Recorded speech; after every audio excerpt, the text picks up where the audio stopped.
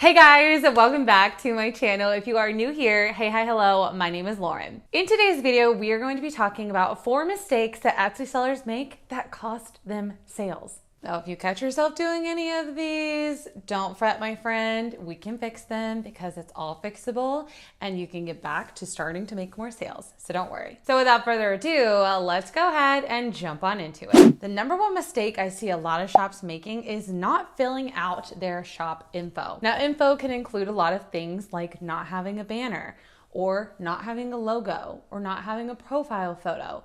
All of those are great visual things that people love to see on shops. This could also be as far as not filling out your about section to let people know who you and your business are, or filling out your social media handles so people can go and follow you over on social media and really build that connection. And even your announcement section. Having this filled out is a great place to provide your customers with information that they need to know, or even sales and coupons so that they can get their best deal and you can encourage more sales. Now, all of these are super fixable and can be adjusted and done. Just takes a little bit of time and effort. So pop it into your schedule to get these things done ASAP because they do make a big difference. And a quick tip for you guys, if you're struggling with your logo and your banner, because I know a lot of people feel like they don't know what to do for those, you can actually buy people's templates on Etsy. They make templates that are easy to customize and adjust and build just for you and your business.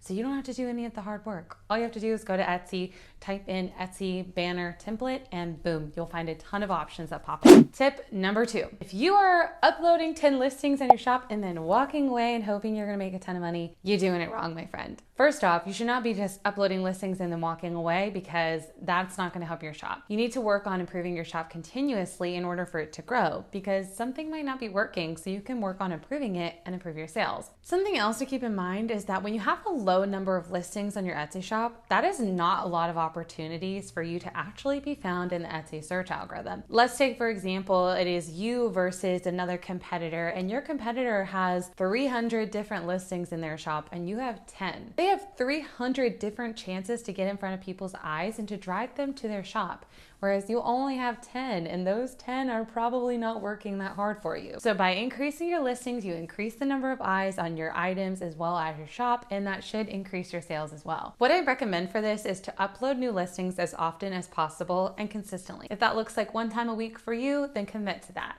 If you find that you have a digital shop and you can do this more often, like once a day, I 100% recommend doing that. I recently just started a new shop where I sell PNG designs, and I have been uploading 3 to 5 new listings every single day. And guys, my shop is already to the point that I see daily sales, not only 1 sale a day, but I literally see like 5 to 6 sales in 1 day. And this shop isn't even 3 weeks old, y'all. It's not even 3 weeks old when I'm filming this video. So that's the crazy part about all this, is that uploading new listings definitely helps when it comes to growing your shop and to getting more sales. Tip number 3 is not testing out different SEO keywords. This is something a lot of people do, and I like to think of it as a more advanced tip for my Etsy sellers out there. A lot of people understand that SEO is important, and if you don't know what I'm talking about when I say SEO, I would recommend going to check out this video after this one. I'll link it down below for you too. There you're gonna find a lot more info on what SEO is and how to have good SEO. This is once you have started your SEO journey and you kind of know what you're doing a little bit, but you really want to improve, is that a lot of shops don't test out different keywords to help improve their SEO. A lot of people will just put a title and tags onto their item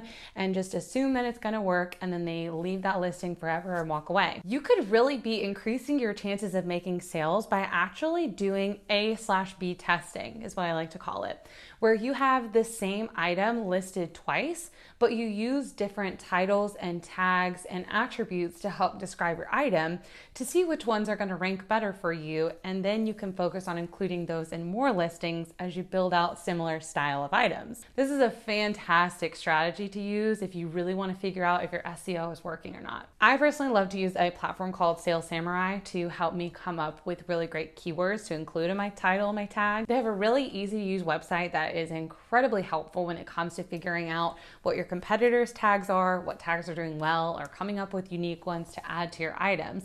And same goes for keywords. I'll link them down below for you guys if you want to go and check them out. I do have a coupon code if anyone's interested in signing up. You get 20% off just by using code Lauren20. This is not sponsored by them. They just happen to be one of my favorite platforms, so I love to share them with you guys. The fourth problem that I see a lot of sellers doing that does cost them a lot of sales is not filling out all of their tags and attributes.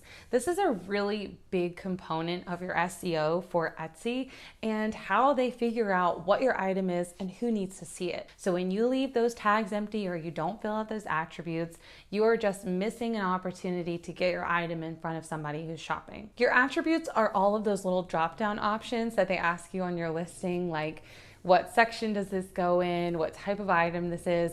Does it have main colors? Is it for a specific holiday? These are all things that you can do, and they actually do help narrow down your item, which can therefore help more people to find it because they know exactly what they're looking for. As far as your tags go, I would really recommend using that Sales Samurai website to help you come up with unique tags that are going to help you to rank. Those are incredibly important, and your tags should also be repeating phrases that are in your title. Having them both in your title and in your tags is really going to help to make your SEO very clear on what your item is and who it's for.